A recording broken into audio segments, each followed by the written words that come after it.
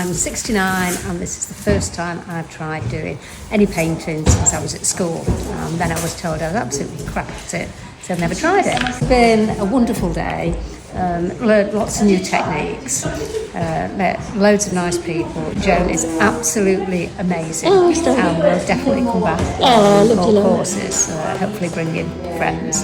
And the whole day has just been really, really fun.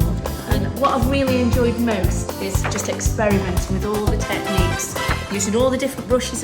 I've only ever done watercolour once before. Some of the wonderful techniques Joan's taught us, it's been so relaxing and so good for the soul, and I'd recommend anybody to come.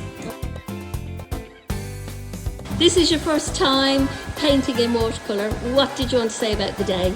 Just had a fantastic, relaxing day. Got away from a busy life and learned some new skills. But yeah, complete beginner, and I've had an amazing